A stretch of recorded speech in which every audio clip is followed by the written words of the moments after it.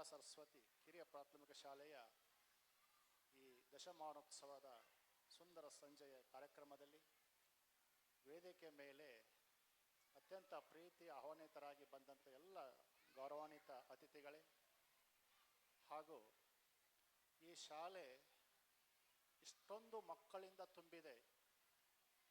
ಈ ಸಾಹಿತ್ಯ ಭವನ ಅಂದರೆ ಎಷ್ಟು ಆಕರ್ಷಣೀಯವಾಗಿದೆ ಈ ಶಾಲೆ ಅಂತ ಈ ಸಭಾಂಗಣವನ್ನು ನೋಡಿದರೆ ಗೊತ್ತಾಗತ್ತೆ. ಇದಕ್ಕೆ ಕಾರಣೀಕರ್ತರಾದಂಥವರು ಈ ಶಾಲೆಯ ಅತ್ಯಂತ ಸಮರ್ಪಣಾ ಭಾವದ ಎಲ್ಲ ಶಿಕ್ಷಕ ಪ್ರೀತಿಯ ಬಂಧುಗಳೇ ಹಾಗೂ ಪೋಷಕರೇ, ಮುದ್ದು ಮಕ್ಕಳೇ.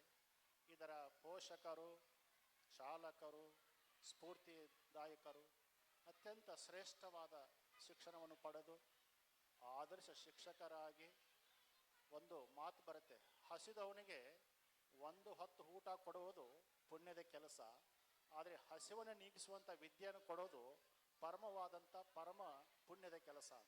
ಅಂಥ ಒಂದು ಆಲೋಚನೆ ಮಾಡಿದಂಥವರು ಈ ಶಾಲೆಯ ಸಂಸ್ಥಾಪಕರಾದಂಥ ಚಿದಾನಂದಜಿಯವರು. ಅವರು ಮನಸ್ಸು ಮಾಡಿದರೆ ಒಂದು ವಿದ್ಯಾಸಂಸ್ಥೆಯಲ್ಲಿ ಒಳ್ಳೆಯ ಉಪನ್ಯಾಸಕರಾಗಿ, ಪ್ರಾಂಶುಪಾಲರಾಗಿ ತಿಂಗಳಿಗೆ 70-80 ಲಕ್ಷ ರೂಪಾಯಿ ಸ್ಯಾಲ್ರಿ ತೊಗೊಂಡು ಆರಾಮಾಗಿರ್ಬೋದಾಗಿತ್ತು. ಆದರೆ ಅವರಿಗೆ ಏನೋ ಒಳಗಡೆ ಭಾವನೆ ಬಂತು, ಇಲ್ಲ ನನ್ನ ಒಂದು ಆದರ್ಶವನ್ನು ಸಾವಿರಾರು ನೂರಾರು ಮಕ್ಕಳಿಗೆ ನಾನು ಕೊಡಬೇಕು ಅಂತ ಅದನ್ನೇ ಉತ್ಸಾಹದೊಂದಿಗೆ ಈ ಶಾಲೆ ಪ್ರಾರಂಭ ಮಾಡಿದರು. ಒಂದಲ್ಲ ಎರಡಲ್ಲ, ಇವತ್ತು ನಾವೆಲ್ಲ ಸಾಕ್ಷಿಯಾಗಿದ್ದೇವೆ 10 ವರ್ಷಗಳ ಸುದೀರ್ಘ ಪಯಣ. ಈ 10 ವರ್ಷ ಸುದೀರ್ಘ ಪಯಣಕ್ಕೆ ಮುಖ್ಯವಾಗಿ ಬೇಕಾದದ್ದು ಏನಂದರೆ ಅಪಾರವಾದಂಥ ತಾಳ್ಮೆ ಬೇಕು, ನಿರಂತರ ಪ್ರಯತ್ನ ಬೇಕು, ಉತ್ಸಾಹ ಇರಬೇಕು. ಇವೆಲ್ಲ ಗುಣಗಳು ಒಳಗೊಂಡಂಥವರು ಚಿದಾನಂದಜಿ ಅವರು. ಹೀಗಾಗಿ ನಿಮಗೆಲ್ಲ ಗೊತ್ತಿದೆ, ಇದು ಪೂರ್ವ ಪ್ರಾಥಮಿಕ ಶಾಲೆ, ಪ್ರೈಮರಿ ಸ್ಕೂಲ್. ಇದು ನಿಮ್ಮ ಮನೆಯಲ್ಲಿ ನೀವು 3 ಮಕ್ಕಳು ಮೇಂಟೈನ್ ಮಾಡೋದೇ ಕಷ್ಟ. ಅವ್ರನ್ನ ಎಬ್ಬಿಸಿ ಸ್ನಾನ ಮಾಡಿಸಿ ತಿಂಡಿ ಕೊಟ್ಟು ಸ್ಕೂಲಿಗೆ ಕಳಿಸ್ಬೇಕಂದ್ರೆ ನೀವು ಆಮೇಲೆ ನಿಮಗೆ ಅಯ್ಯೋ ಅನಿಸುತ್ತೆ. ಅಂಥದ್ರಲ್ಲಿ ಒಂದು 500 ಮಕ್ಕಳನ್ನ ಅವರೆಲ್ಲ ಮೇಂಟೈನ್ ಮಾಡ್ತಾರಂದರೆ ಆ ಶಿಕ್ಷಕರಿಗೆ ಎಷ್ಟು ತಾಕತ್ತಿರಬೇಕು ಅನ್ನೋದನ್ನು ನೀವೆಲ್ಲ ಗಮನಿಸಬೇಕು. ಜೋರಾದ ಚಪ್ಪಾಳೆ ತಟ್ಟಿ ಅವರಿಗೆ. ಗೊತ್ತಾ, ಹೈಯರ್ ಪ್ರೈಮರಿ ನಡೆಸೋದು ಕಷ್ಟ ಇಲ್ಲ, ಹೈಸ್ಕೂಲ್ ನಡೆಸೋದು ಕಷ್ಟ ಅಲ್ಲ, ಕಾಲೇಜ್ ನಡೆಸೋದು ಕಷ್ಟ ಅಲ್ಲ. ಆದರೆ ತಾಕತ್ತಿನ ಕೆಲಸ ಏನಂದರೆ ಪ್ರೀ ಪ್ರೈಮರಿ ಸ್ಕೂಲ್ ನಡೆಸೋದು ಭಾಳ ಕಷ್ಟದ ಕೆಲಸ. ಆದರೆ ಅವರು ಅದನ್ನು ಇಷ್ಟಪಟ್ಟು ಮಾಡ್ತಾ ಇದ್ದಾರೆ ಅಂದರೆ ಎಷ್ಟು ಅದನ್ಯವಾದ ಉತ್ಸಾಹ ಇರಬೇಕು ಅವರಿಗೆ. ಮತ್ತು ಇನ್ನೊಂದು ವಿಚಾರ, ನಿಮಗೆ ಪೋಷಕರಿಗೆ ಮಕ್ಕಳು ಭಾಳ ಲವ್ಲಿಯಾಗಿದ್ದಾರೆ. ಈ ಮಕ್ಕಳಿಗೆ ಎಷ್ಟು ಧೈರ್ಯ ಕೊಟ್ಟಿದ್ದಾರೆ ಅಂದರೆ ಅವರು ವೇದಿಕೆ ಮೇಲೆ ಅಷ್ಟೆಲ್ಲ ಮಕ್ಕಳು ಬಂದರೂ ಒಂದು ಮಗು ಕೂಡ ಜೋಲು ಮುರಿ ಹಾಕ್ಕೊಳ್ಳಿಲ್ಲ, ಅಳಲಿಲ್ಲ. ಎಷ್ಟು ಖುಷಿಯಾಗಿ ಬಂದು ಅಷ್ಟು ಧೈರ್ಯ ಕೊಟ್ಟಿದ್ದಾರೆ ಅಂದರೆ ಅವರ ಪರಿಶ್ರಮ ಎಷ್ಟು ದೊಡ್ಡದಿರ್ಬೋದು ಮಕ್ಕಳಿಗೆ.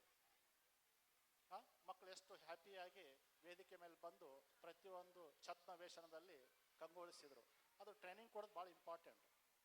ಪ್ರೀತಿಯ ಪೋಷಕರೇ, ಪ್ರಾಣಿಗಳಿಗೆ ಟ್ರೈನಿಂಗ್ ಬೇಕಾಗಿಲ್ಲ, ನಿಸರ್ಗದತ್ತವಾಗಿ ಜನ್ಮತ ಪಡ್ಕೊಂಡ್ಬಿಟ್ಟಿರ್ತಾರೆ. ಆದರೆ ಮನುಷ್ಯನಿಗೆ ತರಬೇತಿ ಅವಶ್ಯಕತೆ ಇದೆ. ಮನುಷ್ಯನಿಗೆ ತರಬೇತಿ ಸಿಕ್ಕರೆ ಅವನು ಏನು ಬೇಕಾದರೂ ಆಗಬಹುದು. ಕಾಲಿದ ಆಕ್ಸಿಡೆಂಟ್ನಲ್ಲಿ ಕಾಲು ಕಳ್ಕೊಂಡಂಥ ಒಬ್ಬಳು ಹೆಣ್ಮಗಳು ಮೌಂಟ್ ಎವರೆಸ್ಟ್ ಏರಿದ್ಲು, ಅರುಣಿಸೀಮಾ ಅಂತೇಳಿ. ಶೋಲ್ಡರ್ಸ್ ಇಲ್ಲದಂಥವ್ರೆ ಸಮುದ್ರ ಈಜ್ತಾ ಇದ್ದಾರೆ. ಅದರಲ್ಲಿ ಹೇಗೆ ಸಾಧ್ಯ? ನೀವು ಅನ್ಬೋದು ಸಂಕಲ್ಪ ಶಕ್ತಿ ಅಂತ. ಸಂಕಲ್ಪ ಶಕ್ತಿ ಹೌದು, ಅದಕ್ಕಿಂತ ಮುಖ್ಯವಾಗಿ ಕ್ರಿಯಾಶಕ್ತಿ, ಪ್ರೇರಕ ಶಕ್ತಿ ಆದಂಥ ತರಬೇತಿದಾರ ಭಾಳ ಇಂಪಾರ್ಟೆಂಟ್. ಯಾವ ಪ್ರಾಣಿಗಳಿಗೆ ಹುಟ್ಟಿದ ತಕ್ಷಣ ಅವು ಪ್ರಾಣಿಗಳು ಹಾಲು ಕುಡಿಸೋದಿಲ್ಲ, ಅವು ಕರುಗಳೇ ಬಂದು ಹಾಲು ಹುಡುಕಿ, ಮಲೆ ಹುಡುಕಿ, ಕೆಚ್ಚಲ ಹುಡುಕಿ ಹಾಲು ಕುಡಿತವೆ. ಆದರೆ ಮನುಷ್ಯನಿಗೆ ಹಾಗೆ ಸಾಧ್ಯ ಇದೆಯಾ? ತಾಯಿನೇ ಎತ್ಕೊಂಡ್ಬಿಟ್ಟು ಹಾಲು ಉಣಿಸ್ಬೇಕಾಗತ್ತೆ. ಅಂದರೆ ಹುಟ್ಟುತ್ತಾನೇ ಅವಕ್ಕೆ ಟ್ರೈನಿಂಗ್ ಬೇಕು, ತರಬೇತಿ ಬೇಕು. ಹೀಗಾಗಿ ಇವತ್ತೇನು ಈ ಮಕ್ಕಳಿದಾವಲ್ಲ, ಇವೆಲ್ಲವೂ ಮುತ್ತು ರತ್ನಗಳೇ, ನೋ ಡೌಟ್. ಈಗೆಲ್ಲವೂ ಎಲ್ಲ ಕ್ವಾಲಿಟೀಸ್ ಇದ್ದಾವೆ ಈ ಮಕ್ಕಳಲ್ಲಿ, ಎಲ್ಲ ಶ್ರೀಮಂತಿಕೆ ಇದ್ದಾವೆ, ಎಲ್ಲ ಭಕ್ತಿವಂತ ಇದ್ದಾವೆ. ಆದರೆ ಇನ್ನು ಮೇಲೆ ನೀವು ಏನು ಟ್ರೈನಿಂಗ್ ಕೊಡ್ತೀರೋ 6ನೇ ಕ್ಲಾಸ್ನಿಂದ, ಅದು ಭಾಳ ಮುಖ್ಯವಾದ ಕೆಲಸ. ಅವರಿಗೆ ಈಗಿನ ಮಟ್ಟಕ್ಕೆ ನೀವು ಒಳ್ಳೆಯ ಆಹಾರ ಕೊಡಬೇಕು. ಆಮೇಲೆ ಇನ್ನೊಂದು, ಮಕ್ಕಳಿಗೆ ಸಂಸ್ಕಾರ ಅಂತ ಪದ ಹೇಳ್ತೇವಲ್ಲ, ಶಾಲೆಯಲ್ಲಿ ಸಂಸ್ಕಾರ ಚೆನ್ನಾಗಿ ಕೊಡ್ತಾರೆ ಅವರು, ಮನೆಯಲ್ಲಿ ಸಂಸ್ಕಾರ ಕೊಡೋದು ಭಾಳ ಮುಖ್ಯ. ನೀವು ಪೋಷಕರು ಮಕ್ಕಳು ಮುಂದೆ ಕೂತ್ಕೊಂಡು ಜಗಳ ಆಡಿದರೆ, ನೀವು ಜೋರಾಗಿ ಕಿರ್ಚಿದ್ರೆ ಅವು ಎಲ್ಲ ಇಮಿಟೇಟ್ ಮಾಡ್ತವೆ, ಅನುಸರಣೆ ಮಾಡ್ತವೆ. Little eyes are watching you ಅಂತ ಒಂದು ಮಾತಿದೆ ಇಂಗ್ಲೀಷ್ನೊಳಗೆ. ಸಣ್ಣ ಪುಟ್ಟ ಕಣ್ಣುಗಳು ನಿಮ್ಮನ್ನು ರೆಕಾರ್ಡ್ ಮಾಡ್ಕೊತಿರ್ತವೆ. ಹೀಗಾಗಿ ನೀವು ಏನು ಮಾಡ್ತಿರೋ ಮಕ್ಕಳು ಅದನ್ನೇ ಫಾಲೋ ಮಾಡ್ತಾರೆ. ಅದರೊಳಗೆ ಇವು ಪ್ರೀ ಪ್ರೈಮರಿ ಸ್ಕೂಲ್ ಮಕ್ಕಳು, ಅವೆಲ್ಲ ನೋಡಿ ಎಷ್ಟು ಸ್ಮಾರ್ಟ್ ಆಗಿದ್ದಾರೆ, ಕ್ಯೂಟ್ ಆಗಿದ್ದಾರೆ, ಎಷ್ಟು ಇನೋಸೆನ್ಸ್ ಆಗಿದ್ದಾರೆ, ಏನು ಬೇಕಾದರೂ ಮಾಡ್ಬೋದು. ಅವರು ಮನಸ್ಸು ಮಾಡಿದರೆ ಮೂರ್ತಿಯನ್ನಾಗಿ ಮಾಡ್ಬೋದು. ನೀವು ಏನು ಗಮನ ಕೊಡದೇ ಇದ್ದರೆ ಮೆಟ್ಟಲು ಕಲ್ಲಾಗ್ತಾವೆ. ಅವು ಎರಡೇ ಕಲ್ಲಾಗೋದು, ಒಂದು ಮೆಟ್ಲು ಕಲ್ಲಾಗತ್ತೆ, ಇಲ್ಲ ಮೂರ್ತಿ ಕಲ್ಲಾಗತ್ತೆ. ಅದು ಸಾಧ್ಯತೆ ಎಲ್ಲರಲ್ಲಿ ಇದೆ. ಯಾರು ಗಮನ ಕೊಡ್ತಾರೋ ಅವರು ಉನ್ನತಿಗೆ ಏರ್ತಾರೋ, ಗಮನ ಕೊಡದೇ ಇದ್ದವರು ಅಷ್ಟಕ್ಕಷ್ಟೇ ಹೋಗ್ಬಿಡ್ತಾರೆ. ಇವತ್ತು ನಾವೇನಾಗಿದ್ದೇವೆ, ನೀವು ಉನ್ನತಿಗೆ ಏರಿದ್ದೀರಿ ಅಂದರೆ ಕಾರಣ ನಿಮ್ಮ ಪ್ರಯತ್ನದ ಜೊತೆಗೆ ಪ್ರೋತ್ಸಾಹ ಹೊಂದಿದೆ. ಏನು ಟ್ರೈನಿಂಗ್ ತೊಗೊಳ್ಳದೇ ಇದ್ದರೆ, ಏನು ತರಬೇತಿ ಪಡ್ಕೊಂಡಿಲ್ಲ ಅಂದರೆ ನೀವು ಇವತ್ತು ಇದೇ ಕಾರಣ. ಹೀಗಾಗಿ ಪ್ರೀತಿಯ ಪೋಷಕರೇ, ನನಗೆ ಮುಖ್ಯವಾಗಿ ಆ ಶಿಕ್ಷಕರ ಬಗ್ಗೆ ಭಾಳ ಒಂದು ಕಾಳಜಿ ಇದೆ. ಎಲ್ಲಕ್ಕಿಂತ ಮುಖ್ಯವಾಗಿ ಚಿದಾನಂದ್ ಅವರು ಭಾಳ ಉತ್ಸಾಹಿ ತರುಣ. ಅವರು ವಿವೇಕಾನಂದರು ಹೇಳ್ತಾರೆ, ಏನು ಬೇಕಾದರೂ ಸಾಧನೆ ಮಾಡ್ಬೋದು ಈ ಮೂರು ಅಂಶಗಳಿದ್ರೆ ಅಂತ. ಏನಂದರೆ ನಿರಂತರ ಪ್ರಯತ್ನ ಮಾಡಬೇಕು ಮನುಷ್ಯ. ಅವನು ಶಿಕ್ಷಕನಾಗಲಿ, ಬಿಸ್ನೆಸ್ ವ್ಯಕ್ತಿ ಆಗಲಿ, ಟೀಚರ್ ಆಗಲಿ, ಏನು ಬೇಕಾದರೂ ನಿರಂತರ ಪ್ರಯತ್ನ ಮಾಡಬೇಕು, ಅಪಾರ ತಾಳ್ಮೆ ಇಟ್ಕೋಬೇಕು, ಅಷ್ಟೇ ಮತ್ತು ಉತ್ಸಾಹ ಇಟ್ಕೋಬೇಕು. ಈ ಮೂರು ಇಟ್ಕೊಂಡ್ಬಿಟ್ರೆ ಯಶಸ್ಸತನ ಸಕ್ಸಸ್ಸನ್ನು ಹುಡುಕೊಂಡು ಬರುತ್ತೆ ಅಂತ. ಹಾಗೆ ನೀವು ಗೃಹಿಣಿಯರು ಮನೆಯಲ್ಲಿ ಮಕ್ಕಳಿಗೆ ಬರೀ ಓದು ಅನ್ನೋದಕ್ಕಿಂತ ಪ್ರೋತ್ಸಾಹ ಕೊಡಿ. ವಿಶೇಷವಾಗಿ ಮಕ್ಕಳಿಗೆ ಆರೋಗ್ಯದ ಕಡೆ ಗಮನ ಕೊಡಿ.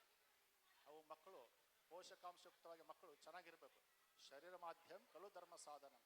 ಮಕ್ಕಳಿಗೆ ಚೆನ್ನಾಗಿ ತರಕಾರಿ ತಿನ್ನಿಸೋದು, ಹಾಲು ಮೊಸರು ಬೆಣ್ಣೆ ಎಲ್ಲ ತಿನ್ನಿಸ್ಬೇಕು. ಇಲ್ಲಾಂದ್ರೆ ವೀಕ್ನೆಸ್ ಬಂದ್ಬಿಡುತ್ತೆ. Strength is life, weakness is death. ಶಕ್ತಿಯೇ ಜೀವನ, ದುರ್ಬಲತೆ ಮರಣ. ಎಲ್ಲಕ್ಕೂ ಮರಣನೇ ಅದು, ದುರ್ಬಲತೆ ಎಲ್ಲಕ್ಕೂ ಮರಣ ಅದು. ಹೀಗಾಗಿ ಶಕ್ತಿ ತುಂಬಬೇಕು ಅಂದರೆ ಮಕ್ಕಳಿಗೆ ಒಳ್ಳೆ ಆಹಾರ ಕೊಡಬೇಕು, ಜೊತೆಗೆ ಪ್ರೀತಿ ಕೊಡಬೇಕು. ಪ್ರೀತಿ ಇತ್ತು ಮಕ್ಕಳು ಚೆನ್ನಾಗಿ ಹೂ ಬೆಳೆದಂಗೆ ಬೆಳೀತವೆ.